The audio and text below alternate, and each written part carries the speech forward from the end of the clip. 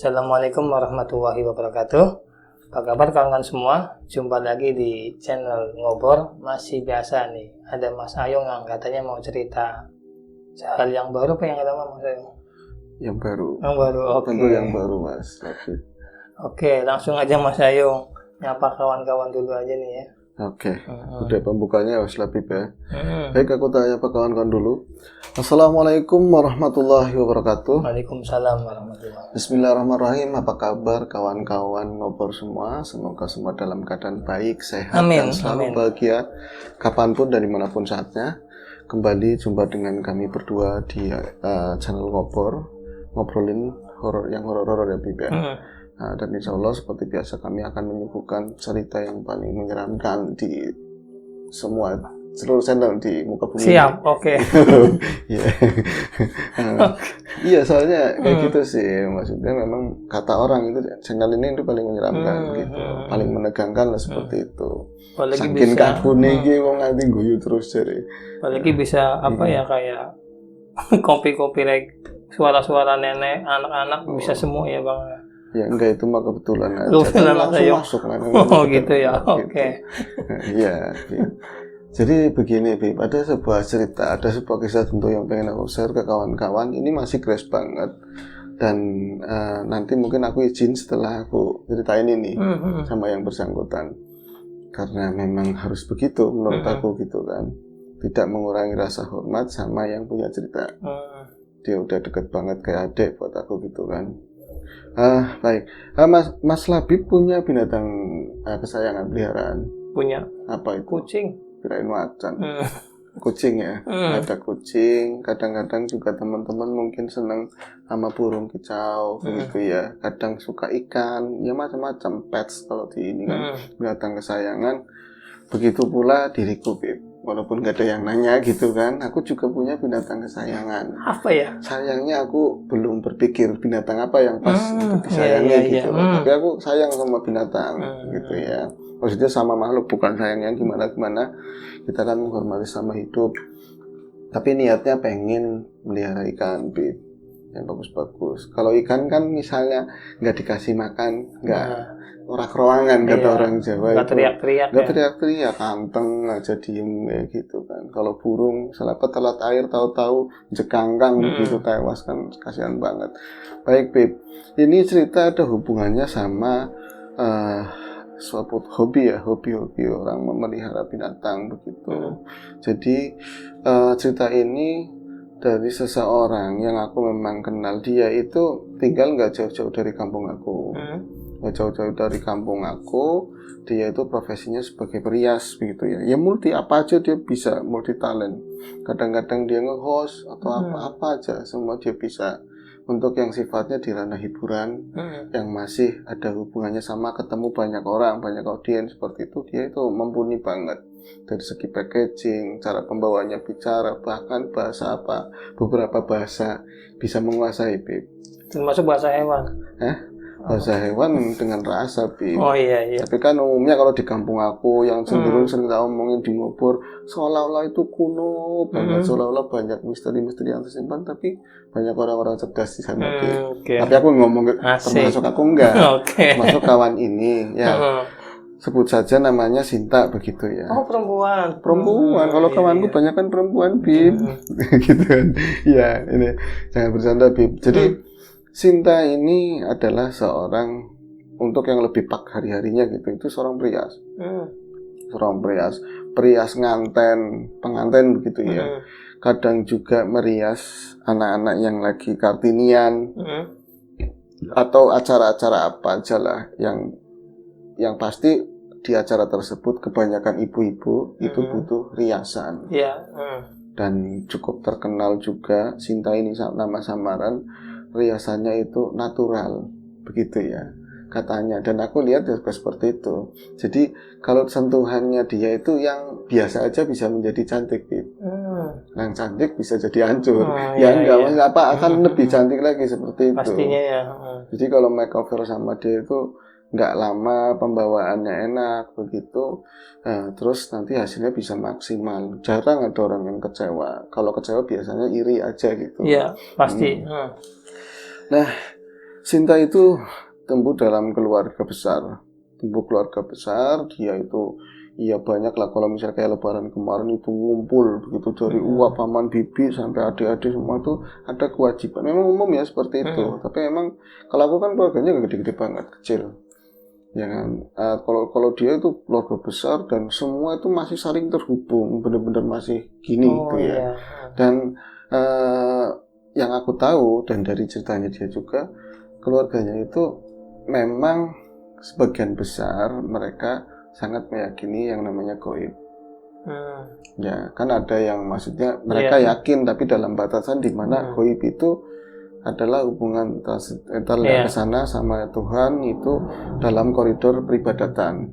Tapi ini nggak cuma itu, memahami alam, menyingkapi semuanya itu bisa melalui media seperti itu. Ya ujung-ujungnya sih balik lagi buat nguatin keimanan gitu. Tapi kan lebih daripada kawan tetangga-tetangga yang lain, mereka itu lebih mistik gitu ya. Tapi kata Sinta, mistiknya aku itu Mas Ayung bukan mistik yang aku belajar, tapi memang udah kejatuhan seperti itu. Jadi dari keturunan itu tuh bisa sendiri seperti itu loh. Tapi enggak semuanya maksudnya bisa terus nanti jadi mbah, jadi dukun, enggak kayak gitu, Bib. Jadi kayak semacam ilmu ladoni gitu. Iya, kayak ilmu-ilmu tersebut lah seperti itu. Tapi ada satu dua yang memang mereka bisa melihat alam gaib, kadang-kadang komunikasi, tapi mereka takut dan nggak memahami ini semua. Bahkan jadi tekanan buat satu dua, misalnya keluarganya Sinta ada juga yang seperti itu. Termasuk awalnya buat Mbak Sinta itu sendiri. Satu ketika Mbak Sinta itu belum lama, kira-kira mau seminggu yang lalu lah, ada pasien, bisa dibilang begitu. Jadi seorang ibu-ibu ya, sekarang ini kan namanya di kampung ya, kemarin lagi musim pandemi rame banget sampai 2 tahun. Orang-orang yang dari Jakarta nggak boleh pulang dengan alasan teknis ini itu sekarang tumplek-blek itu semuanya hampir semuanya pulang kampung.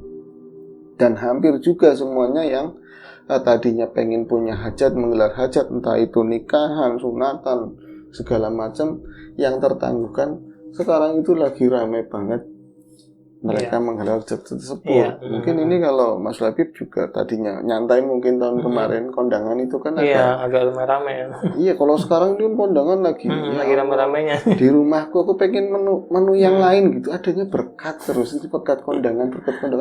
Lauknya mirip-mirip, nggak jauh beda ya. Nggak jauh beda, makanya ini Boya ganti apa toh Mak, aku bilang kayak gitu kan. Tapi ya wis disyukuri, itu juga orang kita ngasihnya sedikit kadang, tapi dapat berkatnya luar biasa, Bib. Yang penting kan silaturahminya, jangan melebar kemana-mana. Kembali ke cerita, beberapa orang dari pengantin putri, tentunya pengantin cowok di Ria semua itu memang ramai Mbak Sinta. Dia juga merasa lelah karena satu desa itu kadang-kadang satu minggu bisa 2-3 orang. Apalagi beberapa desa dia itu banyakkan yang cover dia itu loh, karena memang namanya udah lumayan hebat. Jadi satu ketika ada ibu-ibu yang datang ke tempatnya dia, dikenalkan dari seseorang. Kalau dia sih mau kenal mau enggak, yang penting ini orang mau minta bantuan aku dapat upeti, ya alhamdulillah begitu kan. Dikenalkan dari seorang itu, diantarin ke sana. Ibu-ibu ini adalah seorang kerabat begitu ya, seorang kerabat dari orang yang tinggal di kampung itu yang akan menggelar sebuah pernikahan. Akhirnya ngomong, Mbak Sinta, ya Mbak Dian, ada apa Mbak Dian? Ini aku di luar bawa orang, kenapa nggak dibawa masuk? Itu kan bawa mobil, sugih Bib, datangnya pakai mobil. Kalau aku kan datang kalau nggak pakai motor butut ya ke tempat kamu itu datang bawa mobil, orangnya nggak langsung masuk. Saya bawa orang Mbak Sinta. Iya, bawa orang mau ngapain gitu? Nggak minta dirias, buat kapan? Buat hari apa? Saya biar jadwalnya nggak bentrok. Pernikahannya bukan, ini tuh kerabat dari Jakarta begitu ya. Dia itu mau buat nikahan, ini nanti sore ada pernikahan. Dalam benaknya Sinta, asem kok nggak pakai saya gitu kan. Mungkin begitu, ini bercanda, aku udah deket begitu kan.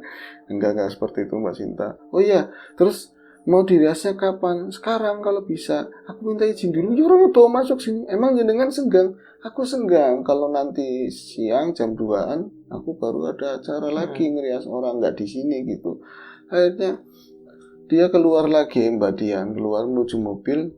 Agak dilihat itu, kata si Sinta, aku itu karena mungkin saking sibuknya ya Mas J, dia bilang kayak gitu.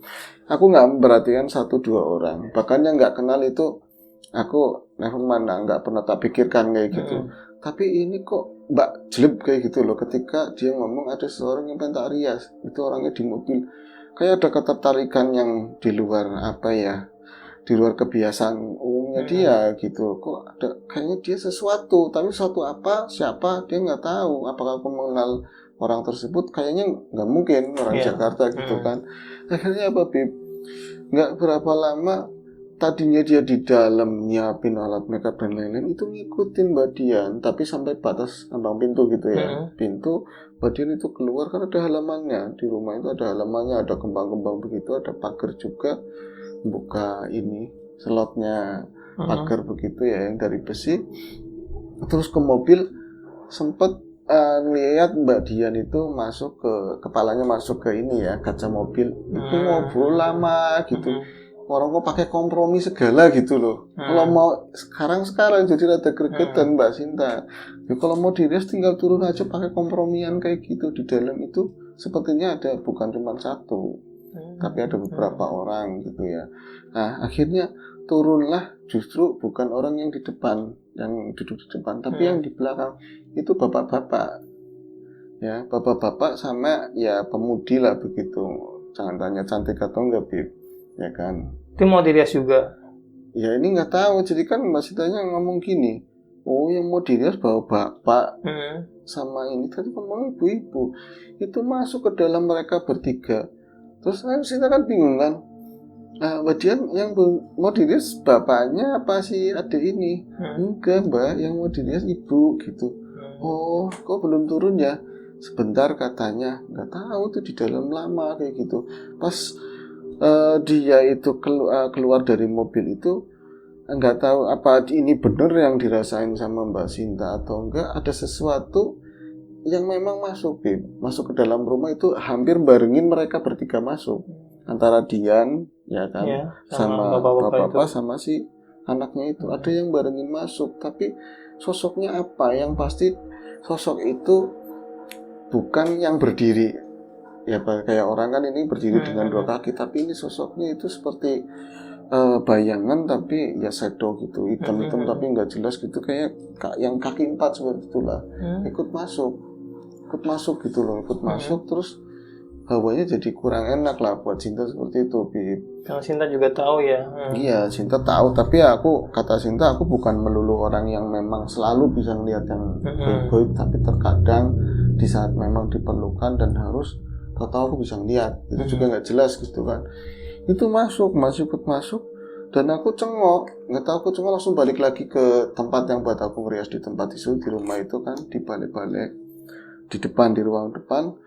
Kedua orang itu tak persilakan duduk. Mereka cukup bingung mungkin ngeliat banyak ornamen di rumah, doripo-doripo segala macam. Memang ada etalase di depan gitu ya, kayak gerai begitu. Terus Dian yang jadi canggung sendiri, Mbak kenapa Mbak gitu kan, kata Mbak Sinta. Enggak ibu, kok lama banget ya, tadi katanya mau turun kok lama banget gitu kan. Terus kayak disusun lagi untuk kedua kali, ngobrol lagi Bib sambil nungging begitu ya di dalam mobil. Kepalanya masuk lagi, itu ngomong lagi kayak meyakinkan loh, seakan-akan di sana ya jadi tersinggung Mbak Sintanya. Orang mau ngerias aja pakai kompromian yang lama banget, apa nggak percaya sama riasan sini? Iyalah aku riasan kampung, tapi nggak kayak gitu banget kali. Kalau nggak mau rias juga nggak apa-apa, aku lagi mau nyiapin yang lain gitu. Udah ada perasaan seperti lumrah manusia kan Bib. Akhirnya tetap ibu-ibu itu keluar Bib. Dan memang kata Mbak Sinta, pas aku ngeliat ibu-ibu tersebut, dia itu bukan, namanya ibu-ibu bukan anak muda ya, tapi ibu-ibu dengan bapaknya udah tua begitu. Itu dan apa ya namanya, si ini ibu-ibu itu memang tua, tapi kelihatan ada aura gimana ya, dia itu ada cantik yang gimana itu. Maksudnya dia belum dirias sama sekali, ada riasan mungkin hari-hari begitu, riasan hari-hari. terus rambutnya panjang segini gitu kan. Orangnya memang gede tinggi. Ibu-ibu tersebut gede tinggi, dan kalau dilihat dari pakaiannya apanya dia tuh fashionable, pokoknya ibu-ibu kekinian lah seperti itu. Pakai tas begitu, blanket, nengok-nengok, mau lihat, mau turun dari mobilnya nyengiti banget katanya Mbak Sinta. Turun dari mobil itu pegang dorong ini pagar sampai pakainya jari kayak gini, kayak gitu, seolah-olah jijik banget kayak gitu loh. Mbak Sinta udah mulai kayak gitu.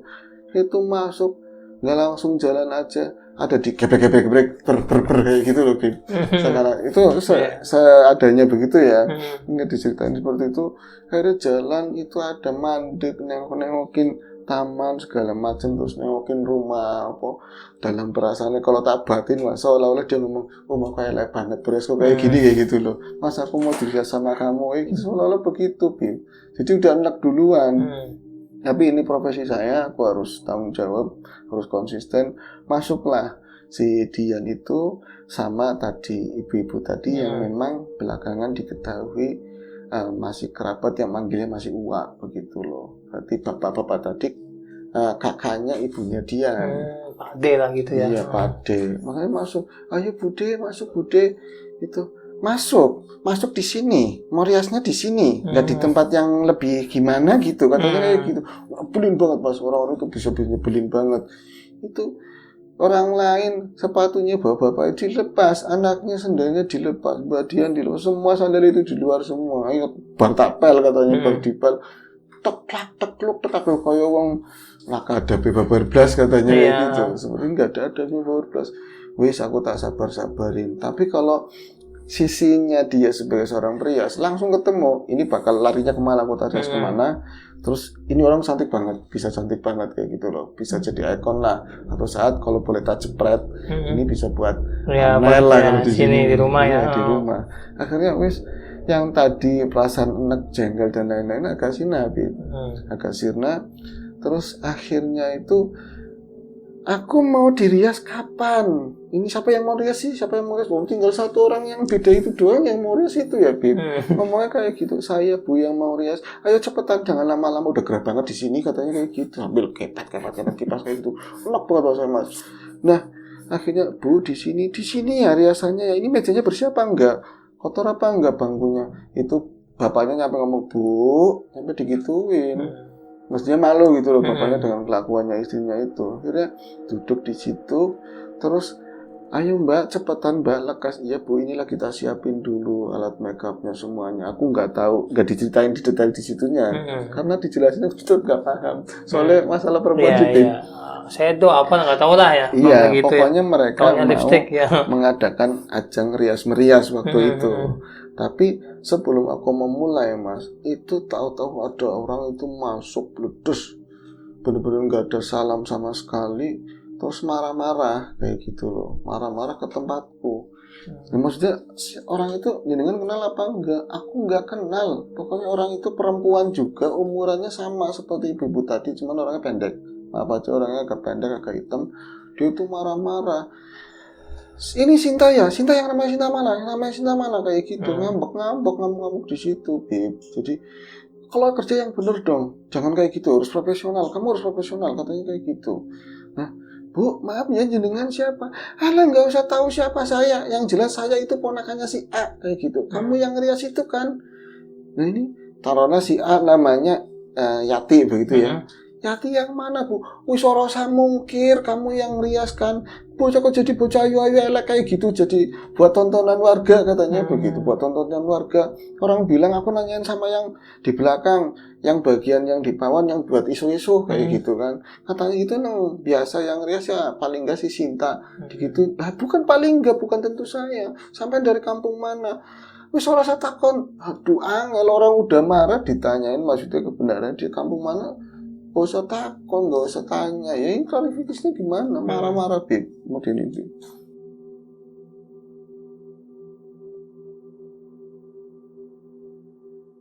Oke lanjut. Akhirnya gimana tuh tamu itu? Tamu itu marah-marah. Pokoknya kamu tanggung jawab. Pokoknya kamu tahu yang namanya Sinta kan. Kamu yang namanya Sinta kan? Iya saya Sinta. Kamu tanggung jawab semuanya. pokoknya kamu harus datang ke tempat yang kemarin itu ya, kemarin ke sana. Saya pas lagi nggak di rumah, jadi nggak tahu kamu mukanya kayak apa. Pokoknya kamu tanggung jawab. Kalau nggak ada apa-apa kamu tahu sendiri. Dia ngomong kayak gitu langsung keluar. Nah ini si Dian kan ngomong, Mbak itu siapa sih Mbak? Saya nggak tahu. Tadi katanya berarti ada kerabat atau keluarganya yang dirias sama sampean. Ya aku memang rias, selalu ngerias setiap hari. Tapi yang mana aku nggak ngerti. Kalau memang aku salah, kayaknya aku nggak. Orang semua puas yang aku semua yang datang ke aku kasih riasan itu semuanya puas. Kok ada orang marah-marah begini ya? Loh gimana sih ini? Jadi Diannya mulai khawatir. Dian juga sepertinya takut sama ibu-ibu ini yang mau dirias. Budenya. Iya budenya, takutnya budenya jadi ikut kecewa, mau nyari di mana lagi yang paling bagus kiranya itu. Nah bapaknya itu ya, bapaknya uangnya si Dian juga khawatir, begitu juga anaknya. Tapi berbeda, justru ibu itu ada orang kayak gitu yang tadinya itu nyebelin, jadi nyaman. Ayo dek, kayak gitu, ayo dek, mau dirias ayo loh. Ini aku udah nungguin loh. Wah kok aneh banget, tadi nyebelin ada orang marah harusnya dia kan ragu. Ya kan Beb, logikanya harusnya ragu. Tapi kok ini malah justru dia itu kayak nyaman terus ayo minta diri sekarang. Aku malah justru gemeter waktu itu mah. Nggak pernah apalagi pagi, ya maksudnya masih jam 9-an itu udah sarapan. Aku hari libur. Aturan ini tuh aku seger, nggak capek gitu ya. Tapi dengan sikapnya ibu-ibu ini, aku merasa kayak sesuatu yang aneh dan ada agak underdog gitu loh. Kayaknya nggak langsung tak pegang, pura-pura beresin ini tuh buat tenangin diri. Kalau tangan bergetar udah kacau semuanya gitu kan. Akhirnya mulai tak riasin ibu-ibu tersebut, tak riasin, mipil pelan-pelan tak riasin sampai singkat cerita riasan itu selesai. Dan dia itu senang banget dirias sama dengan hasilnya itu. Dengan hasilnya senang banget dan memang hasilnya. Kalau aku memang aku nggak memuji diri sendiri, tapi ibu ini sesuai bayangan aku, cantik banget dia, cantik banget. Kata dia, Wah katanya kalau Bude nanti kalau mantennya sama ngantennya cantikan Bude kalau kayak gini. Ya pasti kayak gituin. Orisinnya makasih ya langsung salaman itu dia tuh nengok kali kaca begini sambil jalan nengok kaca takutnya kan jedot pintu atau apa ya Bu udah ngacanya nyampe kayak gitu bapaknya wis kan malam itu selesai. Nah pagi itu selesai terus dia Sinta kemudian menyiapkan segala sesuatu nanti buat riasan yang siang ternyata ada pergeseran jadwal itu kan bukan rias pengantin bukan. Jadi ada orang yang meminta dirias menghadiri pengantin. Ternyata salah jadwal hari gitu ya. Minta di-cancel besok. Kayaknya alhamdulillah hari ini memang aku nggak dapat rezeki dari orang yang sore tadi ya. Tapi aku dapat rezeki yang pagi. Malah dikasihnya banyak. Bisa berkali lipat sama budenya Dian itu. Iya budenya Dian. Akhirnya kan waktu itu dibikin santai sama si Sinta gitu kan. Terus sorenya suaminya pulang. Suaminya itu kerja. Jadi ranah hiburan tapi bukan nggak selalu bareng sih tapi kadang-kadang juga bisa bareng sama Sinta. Akhirnya itu dia datang gitu gimana Bu hari ini bla bla bla bla ngomong-ngomong mereka rehat-rehat sampai malam hari begitu ya sampai malam hari ada kejadian yang buat aku mengeringan banget dan sampai udah lihat fotonya Mas kayak gitu. Jadi malam itu dia itu punya binatang peliharaan. Mbak Sinta punya peliharaan binatang itu kucing.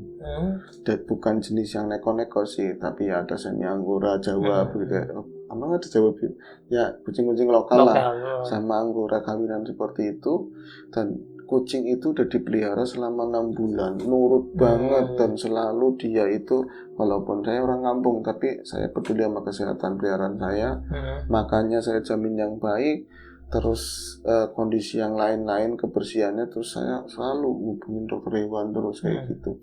Tapi malam itu saya bukan kecewa tapi merasa aneh ketika apa kira-kira mau jam 12 malam ya, antara jam 11 mau jam 12 malam ini kucing memang ada 2 kandang tingkat begitu ya kandang besi yang atas memang nggak dikunci itu yang kesayangan saya. Ya bisa dibilang namanya sebut saja Luna lah begitu kucing namanya Luna terus suami itu mau mindahin yang bawah yang kecil kayak gitu loh. Tapi aku kan nggak ngeliatin, aku lagi nyantai buat nyiapin besok, begitu tahu-tahu dengar suara Allah Akbar, suaminya kayak gitu. Dia tuh goblok, ada suara kencang banget. Akhirnya Mbak Sinta itu langsung nyusul ke ruang tersebut. Ya ada beberapa ruang lah setelah dari tempatnya Mbak Sinta itu melihat suaminya itu banyak darah di situ, Bib. Dan kucing lagi nyakar-nyakar kayak gitu, Bib. Lagi nyakar-nyakar. Dan kirain Mbak Sinta itu si kucing itu kan biasanya kalau misalnya kesentuh bagian yang dia nggak pengen memang ada reaksi, tapi nggak sekejam itu bisa dibilang gitu ya. Dan kirain udah selesai, tahu-taunya itu dia nggak nemuin si Luna tadi. Kucing itu nggak mungkin berperilaku seperti itu gitu kan. Suaminya lagi kesakitan tapi kucingnya entah di mana, pas dia balik arah, mungkin di balik pintu kucing itu langsung nyerang. Waktu itu Mbak Sinta memakai ini pakaian yang celana short seperti itulah yang pendek. Kucing itu langsung gigit paha bagian kanannya, jadi 4 taring itu nancep di sini.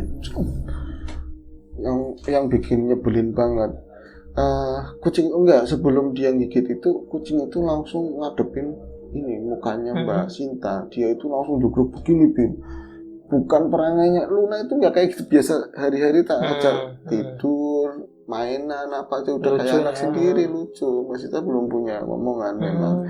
Terus dia itu ternyata kucing itu matanya agak kebiru-biruan begitu ya. Saat itu Mas, walaupun nggak terlalu terang, matanya benar-benar merah, yang dia tahu. Matanya yang dia lihat, matanya benar-benar merah. Terus kayak di cerita aku yang dulu ngaji di depan terus ada kucing seperti itu, Bib. Jadi dia tuh suara itu natap satu mata ketemu satu mata, benar-benar sangat marah banget, dan matanya si kucing itu merah. Ini shock banget Mbak Sinta. Maksudnya kok kucingku bisa kayak gitu? Belum ngomong untuk ngomong Luna, kucing itu langsung lompat dan ngajar kaki sebelah kanannya Mbak Sinta itu, Bib. Nyampe bener-bener digigit gitu loh, digigit nancep, bukan bercandaan lagi, ini bener-bener digigit. Dan yang paling aneh lagi Mas, si kucing itu nyampe berlumuran darah semua. Jadi digigit kayak diisep, bener-bener darahnya diisep sama dia. Ada yang banyak masuk ke ini dan bleber-bleber. Jadi kucing berwarna putih begitu nyampe semua, hampir semua itu darah semua. Jadi aku ngelepasin, gak bisa, semakin tak lepasin sepatu kayak gitu. Suara yang biasanya manis itu begitu.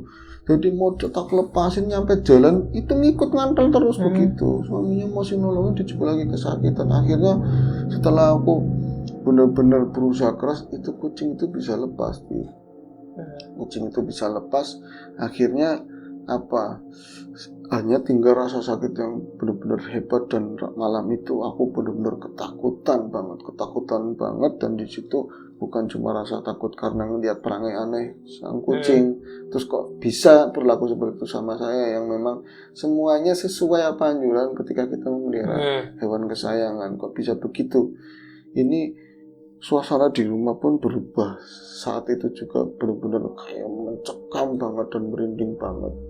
Dan sakit, suamiku tak lihat dia bukan pingsan sih, tapi peduli sama aku, tapi nggak bisa ngapa-ngapain, benar-benar nggak bisa ngapa-ngapain. Itu di kaki, dia pakai celana pendek, ini darah semua. Itu Bim. Nanti mungkin di part kedua aja Bim. Oke. Jadi kita stop dulu ya Bang ya. Ya. Oke kawan-kawan, mungkin nggak bisa dilanjut mungkin di next episode.